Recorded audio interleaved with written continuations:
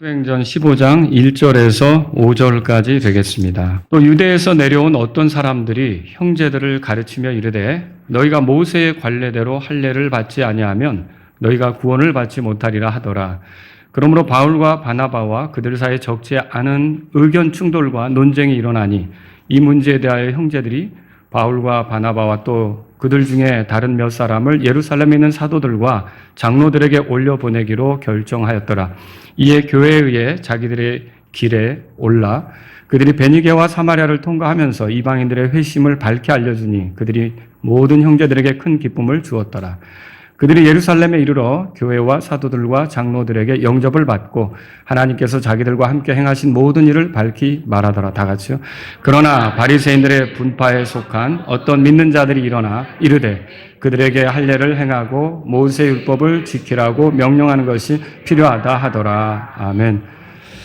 자, 오늘 제가 여러분에게 드릴 말씀의 제목은 다른 복음을 전하는 사람들, 이런 제목이 되겠습니다. 어떤 목사님이 전도하는데 그분은 전도지를 직접 만들어서 전도를 합니다. 근데 그렇게 전도할 때 어떤 내용을 거기에 전도지에 실었냐면 자기가 구원받게 된 배경, 그리고 자기가 받아들이게 된 복음의 내용, 이거를 간략하게 담아서 사람들에게 이렇게 이제 전도지를 줄 때 실례합니다. 선생님, 이게 제 얘기인데 한번 읽어보시지 않겠어요? 라고 주는 거예요. 그러면 사람들이 그 사람의 얘기를 하니까 이게 뿌리치지 못하고 받아들이게 되는 거죠. 그러면서 읽어보게 되는 거죠. 자, 그런데 거기에 전도지를 줄 때 굉장히 중요한 게 뭐냐면 복음이 분명하게 들어있어야 합니다. 복음이. 어떤 전도지를 받아보면 막 발가락이 그려져 있고 발바닥이 그려져 있고 어디 누르면 건강에 좋다. 뭐 이런 거 들어있고 그 다음에 우리 교회 오면 평안하다, 뭐 좋다, 이렇게 돼 있는데 여러분 복음이 빠져버리면 제대로 전도라고 할 수가 없는 거죠. 자, 9월 10일에 미국에서 끔찍한 일이 있었어요. 여러분 찰리 컥라고 들어보셨죠? 사람들이 어떻게 생각할지 모르지만 저는 이게 순교라고 생각합니다. 순교. 저는 어제 저녁에 찰리 컥이 살아있을 때 이렇게 복음을 전하는 장면에 대해서 듣게 됐어요. 보게 됐어요, 직접. 가족들하고 같이 이 사람이 복음을 전하는 것을 이 사람이 많은 회중들 앞에 연설할 때가 많거든요. 그때 복음을 전하는데 뭘 전하는가 제가 유심히 봤던 거죠. 당신의 죄와 여러분의 죄와 나의 죄 때문에 예수님께서 죽으셨다. 그리고 이 죽음은 굉장히 끔찍한 것이다.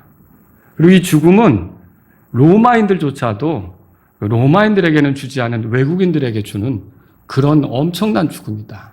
이런 죽음으로 우리의 그 아주 여러 가지 죄들, 이런 죄들로 인해서 예수님께서 희생되셨다. 그래서 인생을 보내는 동안 우리에게, 여러분에게 가장 중요하고도 필요한 일은 뭐냐면 예수 그리스도를 개인의 구원자와 주님으로 모시는 거다. 여러분 복음의 내용 정확하지 않습니까? 저는 크게 감동을 받았어요. 그리고 이제 이분이 죽어서 그 아내가 입장문을 발표하는 것도 들었어요. 근데 이 입장문에 아내가 하는 얘기 중에 여러 가지가 있었어요. 우리 남편은 이제 예수님하고 같이 있으니까 집에 갔는데 딸이 묻더래요. 3살짜리. 엄마 왔어? 아버지는? 아빠는 지금 예수님하고 여행 중이야. 그렇게 대답했다는 거예요. 그러면서 아내가 하는 말이 우리 남편이 살았을 때 제일 좋아했던 성경 구절이 에베소서 5장 25절이라는 거예요. 그리스도께서 교회를 사랑하신 것 같이 남편들아 너희 아내를 사랑하라. 정말 가족적이었고 그러면 그 사람이 하려고 했던 일은 뭐냐면 미국 땅에서 가정이 살아나게 하는 거예요. 가정이 다시 돌아오게 하는 거예요. 하나님 말씀에 기초 위해서. 그래서 성 정체성이 혼란스럽다든지 동성애가 퍼진다든지 낙태가 이렇게 편만해져 간다든지 그러면 가정이 세워질 수 있습니까? 안 되는 거죠. 그래서 가정이 살아야 여러분 무슨 캠페인을 하고 무슨 슬로건을 걸어도 가정이 살아야 그 사회가 건강해지는 거예요. 그리고 그 가정을 살릴 수 있는 가장 큰 기초는 하나님 말씀이에요. 하나님 말씀에서 가정이 세워지면, 그리고 그 건강한 가정들이 많아지면 결국 그 사회가 밝아지는 거죠. 그래서 제가 어쨌든 이분이 전한 복음은 정말 핵심적이었다, 정확했다, 그런 생각을 갖게 된 거죠. 근데 오늘날 어떤 경우는요, 다른 복음을 전하는 경우도 있어요. 여러분, 구원받는 데 있어서, 그러니까 죄에서 건져지면 죄로 인해 심판받지 않게 되겠죠. 그리고 심판받지 않는다면 지옥으로 들어갈 일도 없는 거고, 그럼 그 사람이 죽을 때는 어디로 갈까요? 하늘나라로 하나님께서 계신, 주님이 계신 그곳으로 가겠죠. 여러분, 이 땅의 인생이 전부가 아닙니다. 사람은 70년, 건강하면 80년 이렇게 산다 그러죠. 요즘에는 이제 의료술도 좋고, 오늘 특송하신 분이 이제 80 되셨는데, 여러분, 이게 하나님의 은혜로 이렇게 더 건강하게 살 수도 있게 됐어요. 그런데 어쨌든 이런 삶이 끝나면 거기서 먼지처럼 사라지는 게 아니라 이 삶의 기회를 주신 하나님 앞에서 각자가 어떻게 살았는지에 대해서 보고를 해야 돼요. 심판받아야 되는 거죠. 한 번 죽는 것은 사람들에게 정해진 것이요, 이것 뒤에는 심판이 있다. 성경에 그렇게 써 있어요. 그러니까 이 심판이 있다는 사실도 모르고 이 땅이 전부인 줄만 알고 사는 것이 그렇게 어리석은 거죠. 어리석은 거죠. 그런데 여러분, 그러면 어떻게 심판에서 죄인으로 살아온 사람이 건져져 용서받고 하나님께 받아들여져서 하나님과 영혼을 보낼 수 있게 되겠습니까? 그건 길이 없습니다. 예수님만이 길이십니다. 그래서 하나님께서 예수님을 이 땅에 보내신 거고, 예수님을 구원자로 모시면, 자, 그 사람의 죄 때문에 십자가에서 대신 죄짐을 지고 고통당하시고 죽임당하시고 처벌받으신 그 예수님을 자신을 위한 구주로, 나 때문에 그렇게 고통당하셨다고 믿는 사람은 하나님께서 하나님이 정하신 방법을 받아들였기 때문에 용서해 주시는 거예요.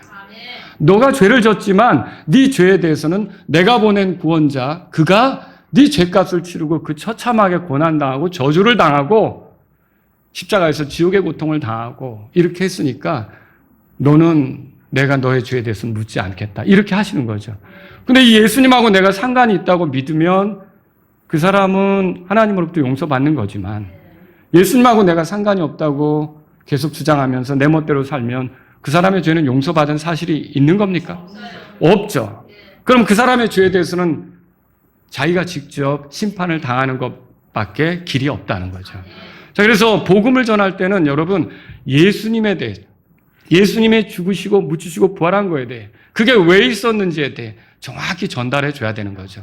아까 그 찰리 컥처럼 그렇게 전달해 줘야 되는 거죠. 그런데 여러분, 침례를 받아야 구원된다, 맞아요? 아니에요. 유월절을 지켜야 구원받는다, 맞아요? 아니에요. 안식일을 지켜야 구원받는다, 맞아요? 아니에요. 아니죠. 이런 것들이 다른 복음이라는 거예요. 갈라디아서 1장 8절에 이렇게 써 있습니다. 그러나 우리나 또 하늘로부터 온 천사라도 우리가 너희에게 선포한 것 외에 어떤 다른 복음을 너희에게 선포하면 그는 저주를 받을지어다. 바울이 한 말이에요. 다른 복음을 전하는 사람, 여러분, 이게 다른 복음을 전하는 게 뭐와 같으냐면, 예를 들어 이제 아파서 죽어가는 사람에게 그 사람을 살리려면 정확한 약을 줘야 되죠. 정확한 약을 줘야 되는 거예요. 근데 그게 아니라 다른 이상한 걸 만들어 이거 먹어도 살아라고 그거 준 거, 그거 먹으면 죽는데 그걸로 한 게 다른 복음을 준 거예요. 그러니까 하나님께서는 바울의 입을 통해 뭐라 그러셨냐면 다른 복음을 전하면 저주를 받는다, 그렇게 말씀하셨던 거죠. 그래서 오늘 여러분과 함께 다른 복음을 전하는 자들에 대해서 잠깐 살펴보려고 하는데, 이 내용은 1절에서 2절까지 유대에서 내려온 어떤 사람들에 대해서 말하고 있고, 3절에서 5절까지는 이제 안디옥에서 예루살렘으로 올라간 바울과 바나바에 대해서 말하고 있어요. 그래서 이런 구분을 가지고 여러분에게 말씀을 전하도록 하겠습니다. 먼저 유대에서 내려온 어떤 사람들에 대해서 보죠. 예수님이 승천하신 이후에 최초로 구원받은 이방인은 누굽니까? 고넬료죠. 자, 고넬료와 그의 친구들, 그의 친족들, 가족들, 이렇게 구원받았어요. 자, 그들이 구원받았다는 소식이 그 가이사랴에 있었는데 예루살렘에 있는 사도들하고 유대인들 믿는 자들에게 전해졌어요. 그러니까 이방인인데 구원받았대. 그 전까지는 유대인들만 구원받은 거죠.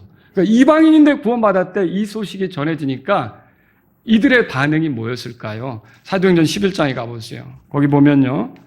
18절에 그들이 이 말을 들었을 때 뭐라고 돼 있어요? 잠잠하였고. 사도행전 11장 18절에 그렇게 써 있죠? 하나님께 영광을 돌리며 이르되 그렇다면 하나님께서는 이방인들에게도 생명이 이르는 회개를 주셨도다. 그렇게 말했던 거죠. 여러분, 이들 가운데 이 소식을 듣고 그래? 이방인들이 예수님을 믿었다고? 그럼 그들 할례 받았어? 이렇게 물은 사람이 있습니까? 또 여러분 가운데 할례가 뭐냐? 이렇게 말할 수 있는데, 물을 수 있는데, 유대인이라면, 이스라엘 사람이라면 아브라함의 때부터 하나님이 택한 백성이라는 표시로 자기 몸에 특별한 표식을 하는 거예요. 그게 할례죠. 그걸 받았어? 하나님의 백성다운 표시를 했어? 이렇게 물은 얘가 이방인들이 구원받았다니까, 고넬료가 구원받았다니까 그게 있냐는 거예요. 없었어요. 여러분, 시리아의 안디옥에서 이방인들에게 복음을 전하는 사람들은 키프로스와 구레네 출신의 사람들이에요. 사도행전 11장 20절에 그렇게 써 있어요. 여러분 눈으로 따라 보시기 바랍니다. 근데 그때 이들이 전한 복음을 듣고 그리스 말을 하는 사람들 중에 많은 수가 믿고 주께로 돌아왔다고 그 다음 구절 21절에 써 있어요. 찾으셨죠? 자, 그러면 이게 그리스 말을 하는 사람들이 돌아왔다는 말은, 그러니까 그들이 많이 돌아왔다는 말은, 안디옥에 사는 사람들이 많이 돌아왔다는 말은 이방인들 중에 다수가 예수님을 믿게 됐다는 소리예요. 자, 그런데 이렇게 예수님을 믿게 됐다는 소식이 22절에 보니까 예루살렘에 있는 교회에게 전해졌어요. 예루살렘은 유대인들의 교회죠. 자, 이렇게 그들에게 전해졌을 때 이 예루살렘에 있는 성도들이 그래? 안디옥에 있는 이방인들도 예수님을 믿게 됐다고? 그럼 그들에게 할례 줬어? 이런 거 있어요? 없어요. 할례는 율법에 따라, 그 모세에게 주어진 율법에 따라서도 이제 그 이스라엘 백성이라면 난지 8일 만에 이거 다 해야 되는 거예요. 태어나서 다 해야 되는 거죠. 우리나라 지금의 말로 말한다면 포경수술 같은 건데, 이게 이거를 했느냐, 이거 받았느냐, 이렇게 물은 예가 여기 나옵니까? 안 나오는 거죠. 여러분, 오히려 바나바를 그들에게 보냈다고 22절에 써 있어요. 그럼 바나바가 안디옥으로 가서 거기에 구원받은 사람들이 있을 거 아닙니까? 그들을 만나가지고 일일이 붙잡으면서 당신들 할례 받았어? 당신들 할례 받았어? 이거 확인했어요? 이거 안 했어요. 그런 건 일체 확인하지도 않았고 뭐 했느냐?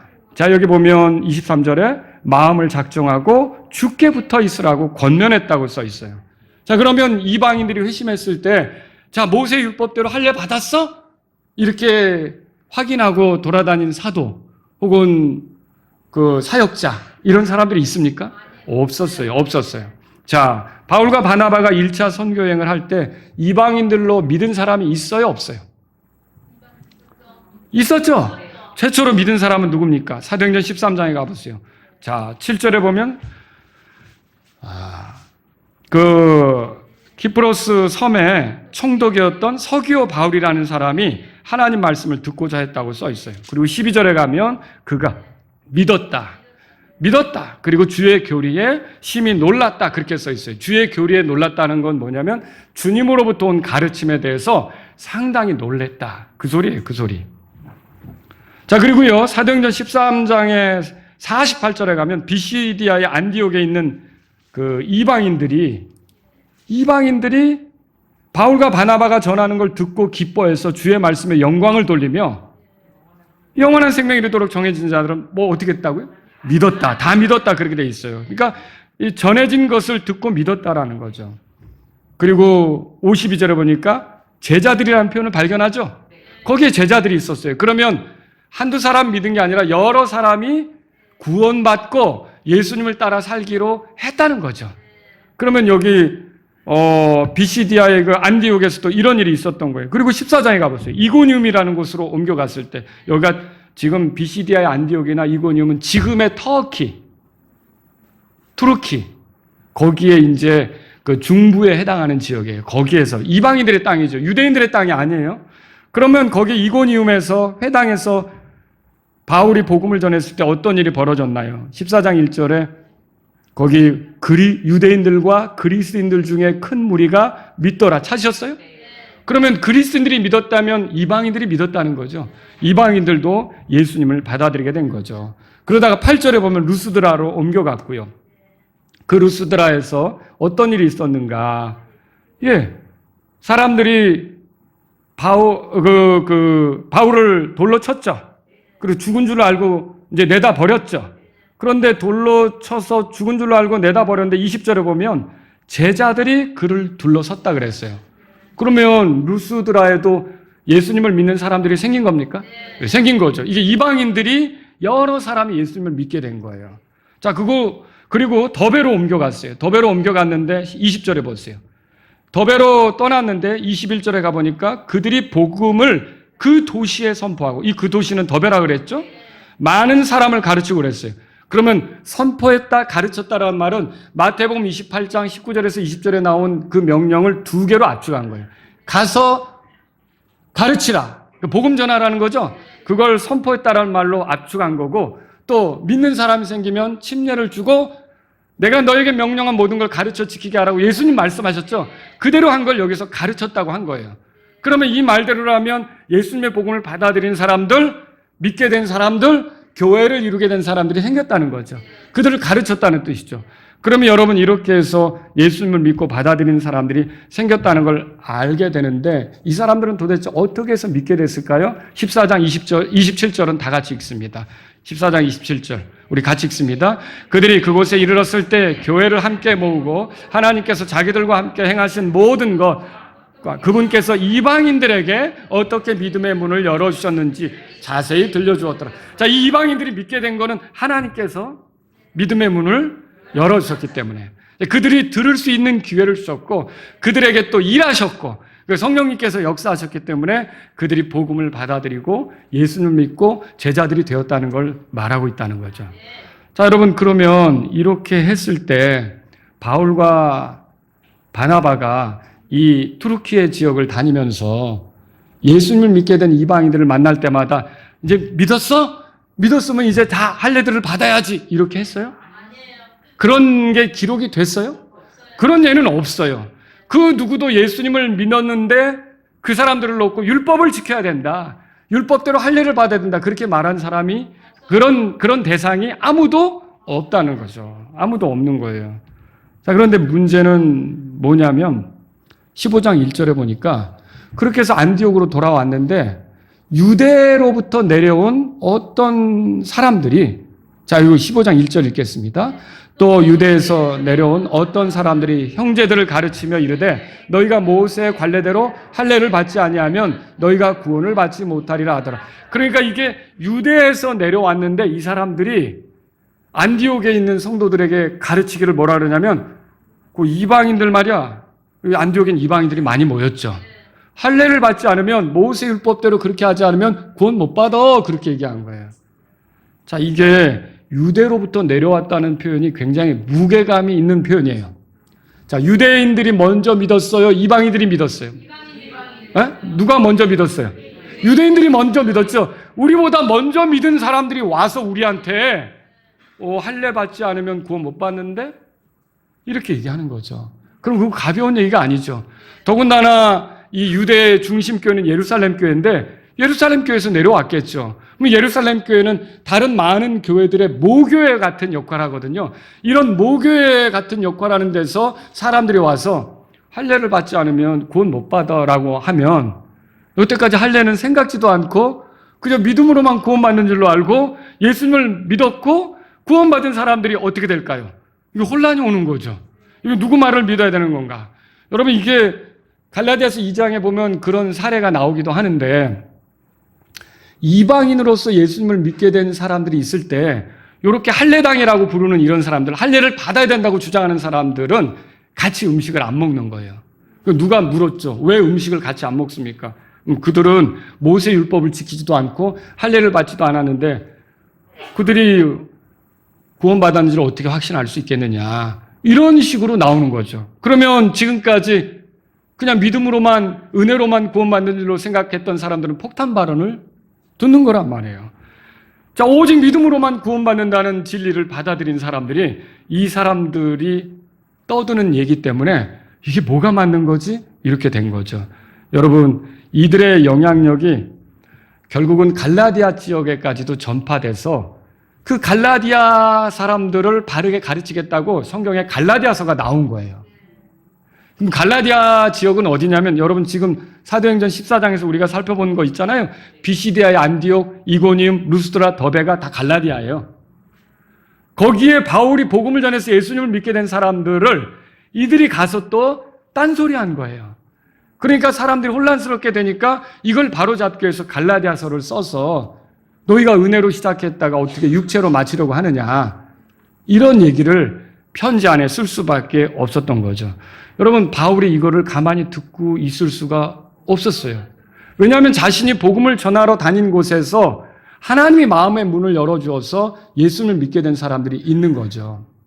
여러분은 구원받을 때 율법을 지켜서 구원받습니까? 우리 이방인이잖아요. 그 유대인 아니란 말이에요. 자기 자신을 유대인으로 착각하는 것도 아니에요, 여러분. 우리는 이방인이에요. 근데 이방인인데 우리가 구원받을 때 하늘나라 가는 소망, 우리가 죽으면 천국 가게 되는 일이 내가 율법을 지켜서 내가 구원받느냐는 거예요. 아니죠? 내가 할례를 받아야 되는 거예요? 그것과 상관없는 거죠. 근데 지금 이 유대로부터 내려온 사람들은 안디옥에 있는 이방인들에게 할례 받아야 돼, 율법을 지켜야 돼, 이렇게 하니까 이걸 지켜보고 있는 바울이 화가 날 수밖에 없는 거죠. 그래서 2절 보세요. 2절. 다 같이 2절 읽습니다. 그러므로 바울과 바나바와 그들 사이에 적지 않은 의견 충돌과 논쟁이 일어나니 이 문제에 대하여 형제들이 바울과 바나바와 또 그들 중에 다른 몇 사람을 예루살렘에 있는 사도들과 장로들에게 올려보내기로 결정하였더라. 자, 여기 의견 충돌이라는 말 있죠? 이 단어가 예수님 죽으시고 대신 풀려났던 강도, 밀란을 일으켰던 사람 누구죠? 바라바라고. 이 바라바를 표현할 때 사용된 단어예요. 그러니까 폭동을 일으켰다 그랬잖아요. 그 폭동에 해당하는 단어가 여기 이제 말하자면 의견 충돌이에요. 그럼 이건 뭘 얘기하느냐면 이 사람들의 이야기가 교회에서는 반란 같은 거고 밀란 같은 거고 폭동 같은 게 되어서 이 사람들이 가르치는 바람에 교회가 어순해진 거죠. 교회가 하나의 믿음으로 가지 못하고 나뉘게 된 거예요. 그래서 일부는 바울과 바나바가 맞다고 생각하고 일부는 아니다, 저들이 유대에서 내려왔는데 예루살렘에서 온 사람들인데 저들이 하는 말이 맞지 않겠어? 이렇게 하면서 교회가 분열된 거죠. 여러분, 마귀가 선교하고 복음 전하는 것을 못마땅히 여길 때 하는 일이 뭐냐? 교회를 분열시키는 거예요. 교회 안에서 다투게 하는 거죠. 자, 그렇게 해서 자기들끼리 투쟁하느라고 밖에 있는 죽어가는 혼, 밖에 있는 이뤄진 혼들에게 관심을 못 갖게 하는 거죠. 자, 이렇게 하는 바람에 2차 선교 여행이 지연이 돼버린 거예요. 이들이 이것 때문에 싸우느라고. 여러분, 그래서 우리 교회는 동일한 믿음으로 하나 돼야 될 뿐만 아니라 믿음이 나누어지고 분란이 일어나고 이런 일은 없어야 되는 거예요. 왜요?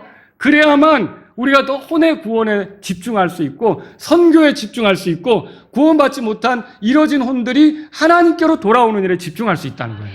근데 이제 우리끼리 믿음의 문제가 안 맞으면 결국 충돌할 수밖에 없는 거죠. 바울은 갈라디아서를 통해 이 사람들을 뭐라고 표현했느냐? 갈라디아서 1장 7절이나 5장 12절에 보면 한번 찾아보실래요? 갈라디아서 1장 7절에. 갈라디아서 1장 7절에 이 사람들에 대해서 이렇게 표현했죠. 6절은 제가 읽을게요. 그리스도의 은혜 안으로 너희를 부르신 분을 너희가 이렇게 속히 떠나, 뭐라고 되어 있어요? 다른 복음으로 옮겨가는 것을 내가 이상히 여기노라 그랬어요. 자, 7절 다 같이 읽습니다. 그것은 또 다른 참 복음이 아니며 다만 너희를 어지럽히는 어떤 자들이 있어 그들이 그리스도의 복음을 왜곡하려 하는도다. 그게 다른 복음이라는 게 있어요, 없어요? 복음은 하나죠. 예수 그리스도의 복음이죠. 그 외에 다른 참 복음이라고 일컬을 수 있는 건 없단 말이에요. 근데 마치 그걸 통해서 구원받는 것처럼 가르치는 사람이 있다면 그거는 너희를 어지럽히는 자들이다. 지금 바울이 그렇게 말한 거죠. 그래서 이 문제들로 교회를 어수선하게 하는 사람들이 유대로부터 안디옥으로 내려오게 된 거예요. 이제 3절부터 5절까지 내용 두 번째 걸 볼게요. 자, 여긴 예루살렘으로 올라가는 사람들의 모습이 나오는데 누구냐면 바울과 바나바죠. 바울과 바나바가 올라가면서 3절에 보니까 베니게하고 사마리아를 지나가게 됐어요. 3절 읽어볼까요? 이에 교회에 의해 자기들의 길에 올라 그들이 베니게와 사마리아를 통과하면서 이방인들의 회심을 밝게 알려주니 그들이 모든 형제들에게 큰 기쁨을 주었다.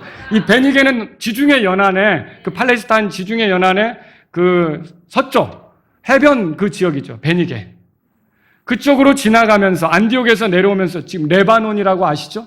예, 그쪽 지역이 될 거예요. 이렇게 그리로 내려가면서 사마리아 지역을 지나가게 됐어요. 그런데 거기에 보니까 형제들이 있었다고 돼 있어요. 그럼 형제들이라면 믿는 사람들입니까? 믿는 사람들이죠. 그러면 거기에 교회가 있었다는 말인데 거기에 교회는 어떻게 생겨났을까요? 여러분 이게 사도행전 8장으로 가보세요. 사도행전 8장 1절에 사울이 그의 죽음에 동의하더라 그랬고요. 예, 예루살렘 교회에 큰 핍박이 있었죠? 그래서 거기에 보면 1절에 사도들 외에는 예루살렘 교회 성도들이 유대와 사마리아 전 지역들에 흩어졌다고 돼 있어요. 뭐 이 사람들이 흩어져서 뭐 했을까요? 복음 전했죠? 여러분, 우리는 모이면 경배하고 흩어지면 복음 전하는 거예요. 복음 전하는 거예요. 그래서 4절에 다 같이 읽습니다.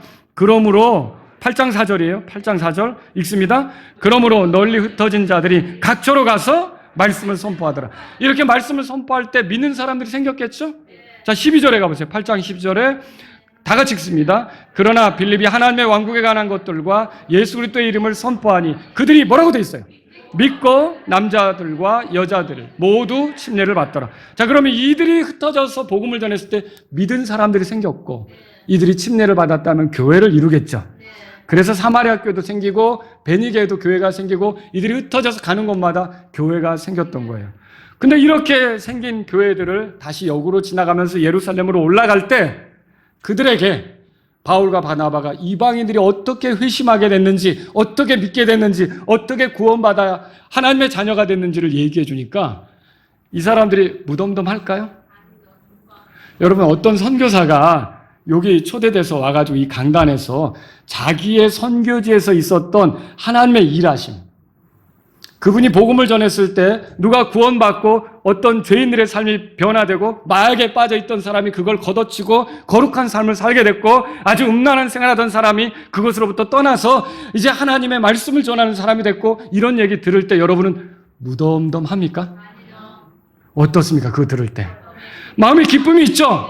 감사가 생기죠? 우리의 기도가 헛되지 않았다, 하나님께서 놀라운 일을 하셨다, 감사가 생기죠? 그뿐만 아니라 우와, 이방인들도 구원받다니 놀라운 그런 그 하나님의 은혜다, 하나님을 찬양할 수 있게 될걸요? 뿐만 아니라 우리들 중에 어떤 사람은 나도 그렇다면 저 선교사님처럼 나도 그런 선교지에 가서 쓰임이 될 수 없을까? 나도 선교사로 좀 헌신하면 안 될까? 여러분, 이런 마음이 드는 사람도 생기겠죠. 베니게와 사마리아 지역으로 가면서 이방인들이 회심했다는 얘기를 했을 때 거기 있는 많은 사람들이 그렇게 자극을 받을 수밖에 없었던 거예요. 그래서 그걸 오늘 사도행전 15장에서 뭐라고 표현했냐면 그들에게 큰 기쁨을 주었더라, 그렇게 표현한 거예요. 그들이 그 놀라운 하나님의 일하심을 듣고 크게 감동했다라고 하는 거죠. 자, 그리고 바울과 바나바가 마침내 예루살렘으로 올라갔어요. 거기에는 장로들이 있죠. 목사들이란 말이에요. 그리고 사도들도 있고. 자, 그러면 거기서 그들에게 또 무슨 얘기를 했을까요? 4절 다 같이 읽습니다. 그들이 예루살렘에 이르러 교회와 사도들과 장로들에게 영접을 받고 하나님께서 자기들과 함께 행하신 모든 일을 밝히 말하더라. 예, 그들이 어서 오라고 환영해 주는데 그 환영을 받으며 그들에게 들어가면서 그들과 모임을 가질 때 뭔 얘기를 했냐면 하나님께서 우리와 함께 하셔서 우리가 키프로스와 또 투르키예 지역을 다니면서 복음을 전할 때 많은 이방인들이 구원받게 하셨다는 하나님의 일하심을 얘기한 거죠. 그럼 그 얘기 들었을 때 그들이 똑같이 베니게나 사마리아 사람들, 믿는 사람들, 그 사람들처럼 무덤덤하게 있을 수 있나요? 아니죠. 이야, 하나님께서 그런 일도 하시다니 자극을 받았겠죠. 여러분, 여기서 한번 생각해 보세요. 1차 선교여행을 하다가 밤빌리아 버가에서 그만 선교지를 이탈해 다시 예루살렘으로 돌아갔던 사람이 있죠. 누굽니까? 마가죠? 마가 요한이 예루살렘으로 갔다면 거기 있었겠죠. 그리고 거기서 바울과 바나바가 하나님이 함께 하신 일을 얘기할 때 들었겠죠. 마가는 어땠을 거라고 생각하십니까? 여러분이라면 어떨 것 같아요? 후회가 있었을 거예요. 아무리 힘들었어도 그 사역지를 떠나지 말았어야 됐는데 이런 안타까움이 있었을 거예요. 그리고 또 너무 일찍 짐을 싸가지고 예루살렘으로 돌아와서 어떤 하나님의 일하심을 보기도 전에 철수해버린 것을 두고두고 부끄럽게 생각하면서 다시는 그렇게 하지 말아야겠다. 여러분 그런 도전 받지 않았겠어요? 여러분 하나님이 일하시는 현장에 여러분도 있기를 바랍니다. 근데 보세요. 이렇게 우리가 그걸 어떻게 짐작할 수 있어요? 2차 선교여행 가려고 할 때 마가가 나도 가겠어요 하죠? 그때 그렇게 하잖아요. 그걸 보면 이 예루살렘에 와서 그런 하나님의 일하심에 대해 이야기할 때 내가 큰 걸 놓쳤구나. 내가 잘못했구나. 여러분 아무리 힘들어도 하나님과 함께하는 일에 동참자가 되실 수 있기를 바랍니다. 이게 그래서 바울과 바나바가 이렇게 얘기했을 때 예루살렘에 아주 기쁨이 있었고 하나님의 일하심을 보며 찬양하는 일이 있었을 거라는 거죠. 바울이 예루살렘에 지금 세 번째로 올라온 거예요. 첫 번째로 올라왔을 때는 바나바의 소개로 먼저 믿은 장로들, 사도들을 만나 교제하기 위해서 올라왔던 거고, 두 번째는 안디옥 교회가 모금한 돈을 전달하기 위해서 바나바와 같이 올라온 거예요. 세 번째는 지금 올라온 거예요. 지금 왜 올라왔냐면 이렇게 엉뚱하게 가르치는 다른 복음을 전하는 게 있는데 이것에 대해서 당신들이 우리에게 정확하게 말해달라, 이런 뜻으로 온 거죠. 여러분 사도행전 15장으로 돌아가 보시면 거기 5절에 바울과 바나바가 이렇게 얘기했을 때 거기서 찬물을 껴는 사람들이 있습니다. 다 같이 5절 읽습니다. 그러나 바리새인들의 분파에 속한 어떤 믿는 자들이 일어나 이르되 그들에게 할례를 행하고 모세 율법을 지키라고 명령하는 것이 필요하다 하더라. 바울과 바나바가 우리가 그렇게 이방인 지역을 다니면서 이렇게 복음을 전했더니 그들이 변화되고 구원받고 하늘의 소망을 갖게 되고 삶이 바뀌더라. 예수님의 제자들이 돼서 예수님에게 배운 대로 살려고 하더라. 이렇게 보고했더니 바리새인 출신의 사람들이 나서 그들에게 할례 했어? 그들 율법 지키게 해야지. 그래야 구원받는 거 아니야? 이렇게 나온 거죠. 여러분 이게 심각한 문제가 된 거다라고 하는 겁니다. 여러분 이런 이단들을 방치할 때는요. 이게 이단이에요, 이단. 이단들을 방치할 때는요. 교회가 어수선하게 됩니다. 여러분이 베드로가 안디옥에 있었을 때 이방인들과 함께 먹다가 야고보에게서 온 어떤 사람들을 보고 슬그머니 자리를 피했던 거 갈라디아서 2장에서 읽어보죠. 바울은 이것 때문에 자기보다 선배인 베드로를 책망한 일이 있잖아요. 자, 그런데 이게 야고보에게서 온 어떤 자들이라고 했지만 실제로 야고보는 그렇게 가르치질 않아요. 우리가 다음에 살펴볼 거예요. 야고보는 이방인들에게 구원받았는데 율법 지키라고 할 필요가 없다고 하죠. 그러면 이 사람들은 뭐예요? 자, 예루살렘으로부터 와서 자기들이 무척 야고보하고 가까운 사이인 것처럼 얘기하는 사람들이라는 거예요. 자, 그런데 이 베드로뿐만 아니라 바나바까지 위선에 빠졌다는 것을 보면 이런 내용은 그냥 두면 되는 거예요? 안 되는 거죠. 바로잡을 필요가 있는 거죠. 바나바가 여기 올라갔을 때 베드로는 뭐라 그러냐면 여기 보세요. 11절에 보세요. 베드로가 하는 말이 그렇게 써 있죠. 다 같이 읽습니다. 오직 우리는 그들과 똑같이 주 예수 그리스도의 은혜를 통해 구원받는다는 것을 믿노라. 이렇게 말했어요. 믿음은 이거였는데 어느 상황이 되니까 자기가 믿는 대로 못하고 위선에 빠진 것이 갈라디아서 2장에 써 있는 거죠. 그래서 저와 여러분들도 믿는 것이 분명하도록 우리가 더 강화시키는 게 필요해요. 여러분 주일학교는 왜 하는 거예요? 주일학교는 교회가 동일한 믿음으로 하나 되도록 공부하는 거잖아요. 주일학교가 중요한 겁니다. 이 주일학교는 우리가 아이들만 공부합니까? 일반 교회들은 아이들만 주일학교 한다고 그러죠. 그러나 우리 교회뿐만 아니라 미국의 독립침략애들도 어른들도 주일학교예요. 여러분 그 지미 카터 대통령 아시죠? 이 지미 카터 대통령이 다니던 교회가 우리 교회랑 이름이 똑같아요. 마라나타 침례교회예요. 미국에서. 근데 관광객들이 이 지미 카터가 주일학교 교사로, 이 사람은 대통령 하면서도 이 주일학교에 대한 자부심이 컸던 거예요. 그리고 대통령 은퇴하고서도 어때요? 그 주일학교 교사 일로 계속 헌신했던 거죠. 그러니까 이 주일학교를 보겠다고 관광객이 그 교회를 찾아올 정도였던 거예요. 여러분, 이게 주일학교가 아이들만 하는 게 아니라는 거죠. 우리 성도들도 다 같이 해서 동일한 믿음으로 하나가 되는 게 필요해요. 우리가 동일한 믿음이 될 때 우리가 이뤄진 혼들에게 선교하는 거, 복음 전하는 거, 이걸 더 집중할 수 있어요. 우리가 동일하게 안 되면 여기서 그거 맞추느라고 끙끙거리면서 다른 사람들에게 관심을 못 갖게 되는 거죠. 이거를 정돈하는 게 뭐예요? 그 주일학교죠. 여러분이 주일학교를 우습게 생각하면 안 됩니다. 가볍게 생각하면 안 된다는 거죠. 그래서 마라나타 침례교회 성도님들은 지금 한 7, 80명 이렇게 참여하지만 더 많이 참여하려고 하셔야 되고 주일학교에 더 많이 열정적으로 하려고 해야 되는 거죠.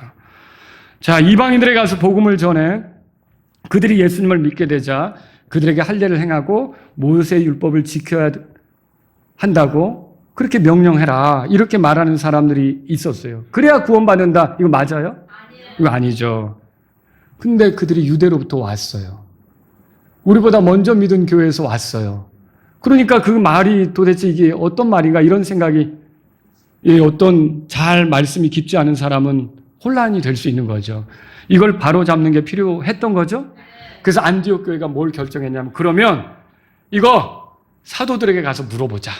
그래서 예루살렘으로 사람들을 보내게 된 거라는 거죠. 자, 오늘 이 말씀 마치면서 제가 세 가지로 여러분에게 우리가 바꿔서는 안 되는 것을 말씀드리려고 해요. 첫 번째는 뭐냐면요. 믿음을 통해 은혜로 구원받는다는 진리는 절대 바꿀 수 없습니다. 이건 주님께로부터 온 진리입니다. 이것을 버리는 게 이단이에요. 이단인지 이단이 아닌지는 뭘로 구분되느냐면 구원받는 길에 있어서 오직 예수님의 십자가 공로로만 구원받는다. 그분의 죽으심, 묻히심, 부활이 우리 죄 때문에 있었다. 예수님이 피를 흘리신 게 우리 죄에서 우리를 깨끗하게 하기 위해서 흘렸다. 내가 죄인이지만 예수님이 나를 대신해서 형벌받음으로 내가 죄에서 건져진다. 이렇게 믿는 거는 이단 아닙니다. 그런데 이단들은 어때요? 예수님을 믿는 것처럼 얘기해요. 근데 거기다 꼭 플러스로 더해요. 행위를 더하죠. 뭘 더합니까? 예수님을 믿지만 그것으로 충분하지 않는 것처럼. 여러분, 예수님은 길이요 진리요 생명입니다. 나를 통하지 않고는 아버지께로 올 자가 없다 그랬어요. 하늘 아래 구원받을 만한 다른 이름을 주신 적이 없다 그랬어요. 예수님이 우리의 구원자인 거예요. 다른 건 없는 거예요. 다른 길은 없어요. 거기다가 뭐 부족한 것처럼 붙이는 것도 예수님을 구원자로 믿지 않는 거예요. 예수님을 구원자로 믿는다는 건 무슨 뜻이에요? 내가 죄인이고 지옥에 갈 수밖에 없지만 하나님은 나를 사랑하셔서 이 땅에 구원자로 예수님을 보내셨다. 그 구원자 예수님이 내 죄값으로 십자가에서 처형당하셨기 때문에 그리고 살아나셨기 때문에 내가 그 예수님을 나의 구주로 믿으면 살아계신 그 예수님이 나를 끝까지 하늘로 데려간다. 여러분 이렇게 예수님만 믿으면 그게 복음이에요. 근데 그게 아니라 예수님을 믿지만 그걸로는 좀 한 7, 80%는 인정이 되지만 20%는 성례전을 지켜야 돼. 맞아요? 아니라는 거예요. 예수님을 믿지만 우리 예수님 믿어. 근데 안식일을 지켜야 구원받지. 맞아요? 예수님을 믿지만 우리 할례 받아야지. 맞아요? 예수님을 믿지만 율법을 지켜야 되지 않아? 그래야 구원을 잃어버리지 않지. 맞아요? 다 잘못된 거죠. 예수님을 믿어야 되지만 침례를 받아야 된다. 맞아요? 우리 교회가 침례교회지만 침례 받아서 구원받습니까? 아닌 거죠. 그건 아닌 거예요. 침례는 오늘 아침 여러분 지난주에도 주일학교에서 배웠겠지만 침례는 구원받기 전에 받는 게 아니에요. 구원받기 위해 받는 것도 아니에요. 침례는 구원받은 뒤에 받는 거예요. 구원받았다는 표시로 받는 거예요. 이거 침례로 구원받는 게 아니죠. 근데 침례 받아야 구원된다고 떠드는 사람도 있는 거죠. 그러면 뭐예요? 그게 다른 복음이에요. 여러분 또 요한계시록을 알아야 구원받습니까? 천만에요. 누가 그렇게 얘기한단 말이에요. 여러분 이거 잘못된 거죠. 올바르게 행동해야 구원받는다. 여러분 올바르게 행동하는 게 필요한 거 맞아요. 근데 그걸로 내 구원이 결정되는 거 아니잖아요. 내 행위로 구원받습니까? 아니죠. 그럼 내 행위로 구원을 잃어버립니까? 잘못된 행위로? 아니죠. 행위는 구원하고 상관이 없어요. 그럼 구원은 뭐예요? 하나님이 자격이 안 되는 나에게 베풀어 주신 은혜, 예수님을 통해 주어진 은혜, 그걸 내가 믿음으로 받아들이면 그게 구원되는 거죠. 그리고 그게 너무 좋으니까 이제 행위는 당연히 내가 거룩한 삶을 살려고 하고 바르게 가져가려고 하는 거지. 설령 그렇게 하다가 행위가 부족했다고 해서 구원이 취소됩니까? 아니라는 거예요. 여러분, 그래서 믿음을 통해 은혜로 구원받는다는 그 진리는 바뀔 수 있습니까? 없어요. 바뀔 수 없어요. 구원은 오직 예수님으로만 충분합니다. 두 번째로 드리고 싶은 말씀은요, 사도들의 가르침도 바뀔 수가 없어요. 제가 말씀을 준비하면서 여러 책들을 이렇게 찾아보고 읽어보니까 예루살렘에서 모인 교회 회의를 근거로 해가지고 교단, 총회가 있어야 된다고 주장하는 분들이 있더라고요. 근데 여러분, 이 본문은 교단 혹은 총회를 지지하는 게 아닙니다. 지금 이 본문은 예수님의 가르침을 고수해야 된다, 그걸 지켜야 된다는 것을 보여주기 위한 본문이에요. 왜 그렇습니까? 그러니까 이게 예수님이 가르쳐준 대로 우리가 살아야 되죠. 제자가 뭐예요? 선생님한테 배운 대로 살아야 되죠. 우리가 예수님의 제자예요. 근데 우리의 선생님은 누구예요? 예수님이죠. 근데 예수님이 우리와 지금 이 물리적으로, 육체적으로 함께 있습니까? 아니죠. 하늘로 가셨죠. 근데 하늘로 가시면서 예수님이 사도들을 세우신 거 아니에요. 이렇게 가르치라고 세우신 거 아니에요. 그럼 우리가 뭘 믿고 어떻게 행동해야 될지를 누가 가르친 걸 들여다봐야 돼요? 사도들이 가르친 걸 들여다봐야 되죠. 그러니까 이 사람들이 예루살렘에 올라간 건 다른 게 아니에요. 저 사람들이 예수님으로부터 직접 배웠으니까 이 문제를 정확히 대답해 줄 수 있다. 우리 예수님이 가르친 대로 살자. 그런 뜻으로 예루살렘에 올라간 거다라고 할 수 있는 거죠. 그러니까 여러분, 사도들의 가르침은 바뀔 수 있어요? 바뀔 수 없는 거예요. 에베소 2장에 펴보세요. 에베소 2장에 펴면 교회가 어떻게 세워지는지 말하고 있죠. 에베소 2장에 20절에 보세요. 20절에 교회를 뭐라고 말합니까? 다 같이 읽습니다. 또한 너희는 사도들과 예언자들의 기초 위에 세워졌나니 예수 그리스도께서 친히 으뜸 모퉁이 돌이 되사. 교회를 뭐라고 표현했냐면 사도들과 예언자들의 기초 위에 세워진 건물로 표현한 거예요. 그게 하나님의 집으로 표현한 거죠. 거룩한 전으로 21절에 건물로 얘기하면서 그렇게 나오죠? 자, 이렇게 보세요. 사도들과 예언자들의 기초라고 그랬으니까 사도들이 가르친 거에 바탕이 돼서 교회가 세워지는 거죠. 그러니까 오늘날 이단은 뭐냐면 사도들이 가르친 거하고 다르게 말하면 이단이에요. 여러분, 사도들 중에 여자 하나님 말한 분 있어요? 없어요. 아무도. 사도들 중에 마리아 숭배하라고 가르친 사도 있어요? 아무도 없어요. 사도 중에 요한계시록을 꿰뚫어야 구원받는다 말한 사도 있어요? 없어요. 그러니까 이런데 사도들과 다르게 얘기한 사람들은 다 이단이라는 거예요. 사도들 중에 조사 심판을 받아야 된다. 죽은 다음에 얼마나 율법대로 살았는지 그 조사 심판을 받아서 합격하면 하늘로 가고 그렇지 않으면 지옥으로 가고 이거 얘기한 사람 있어요? 없어요. 안식일교가 얘기하는 것처럼 그렇게 말하는 건 없다는 거죠. 여러분과 제가 성경을 읽어야 되는 이유는 이 신약 성경이 사도들이 썼거든요. 여기서 말한 대로 우리가 믿으면 안전한 거예요. 그러나 이것을 벗어나면 어때요? 우리는 속는 거예요? 혼란에 빠지는 거예요? 아주 괴롭게 되는 거죠. 그래서 저와 여러분들은 사도들의 가르침은 바뀔 수 없다고 믿으셔야 돼요. 세 번째요, 마라나타 침례교회가 지켜가야 할 교리도 바뀌어서는 안 돼요. 여러분, 교회에는 얼마든지 다른 교리를 가진 사람이 들어오려고 할 수가 있죠. 근데 우리 교회 들어올 때는 여러분이 다 구원 간증하고 침례받고 또 약속하잖아요. 뭐라고 약속합니까? 마라나타 침례교회가 믿는 바와 실행에 따르겠다고 약속을 하는 거 아닙니까? 그 약속을 하기로 해서 들어오는 거예요. 그 약속대로 하기로 했어. 근데 그 약속에 나는 못하겠다. 그러면 여기 들어올 수 있습니까? 들어오면 안 되는 거죠. 예를 들어서 나는 세례를 받고 싶다. 근데 마라나타 침례교회 들어가고 싶다. 나 물에 들어가는 거 말고 물 무서워. 내 머리에 이렇게 찍어줘. 그거 받고 싶다. 여러분, 그럼 이 교회에 들어올 수 있습니까? 안 되는 거죠. 여러분, 나는 여자인데 목사로서 안수 받고 싶다. 그럼 이 교회 들어올 수 있습니까? 들어올 수 없는 거죠. 우리 교회는 그렇게 안 믿잖아요. 그렇게 안 가르치잖아요. 디모데 전서를 보면 그게 다 나오잖아요. 고린도전서에도 나오는 거, 고린도전서에도 나오는 거고. 여러분 또 어때요?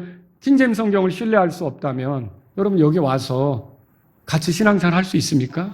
우리가 그러면 그 사람 때문에 킹제임스 성경을 버려야 됩니까? 아닌 거죠. 방언을 하면서 아주 시끄러운 소리로 막 이렇게 기도하기를 원한다면 우리 교회 들어오면 됩니까? 안 되는 거죠.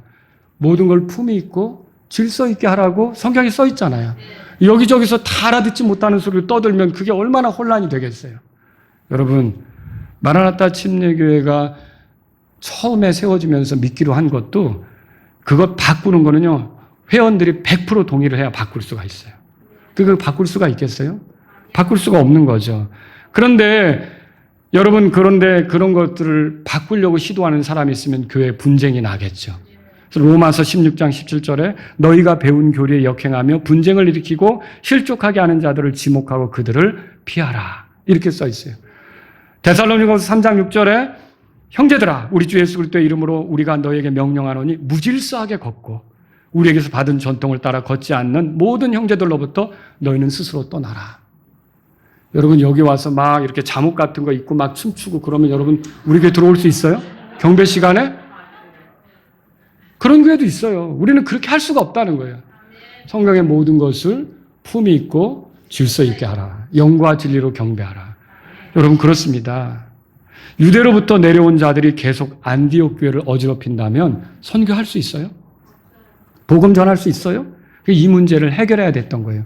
그런데 우리보다 먼저 예수님께 직접 배운 사도들이 거기 있으니까, 그들로부터 배운 자들이 거기 있으니까 가서 도움을 구하자. 그래서 이렇게 올라온 거죠. 여러분, 마라나타 침례교회는 진리를 지켜가면서 교회로서 하나님의 말씀대로 이렇게 굳게 세워지는 그런 교회가 될 수 있기를 바랍니다. 다 같이 일어서시겠습니다. 오늘 이 말씀을 들으신 여러분 가운데 하나님 아버지, 우리에게 교회를 주셔서 감사합니다. 이 교회가 하나님께서 말씀으로 주신 진리에 입각해서 올바르게 나아가길 원합니다. 다른 복음에 흔들리지 않기를 원합니다. 여러분, 우리가 예수 그리스도를 믿어 은혜로 구원받는 그 진리를 굳게 붙들고 가는 교회가 되기를 원합니다. 이런 분이 있다면 주님 앞에 나아가십시오. 여러분이 사도들의 가르침에 충직한 교회가 되기를 원한다면 주님 앞에 나아가십시오. 마라나타 침례교회가 동일한 믿음으로 하나 돼서 혼의 구원과 선교를 열정적으로 해나가는 그런 교회가 되기를 원한다면 여러분 주님 앞에 나아가십시오. 여러분, 누구든지 이 교회에 들어와서 올바르게 성경을 배우고 바르게 신앙생활하게 되길 바란다면 여러분들이 이 교회 안에 하나님의 은혜가 임하도록 기도하시기 바랍니다.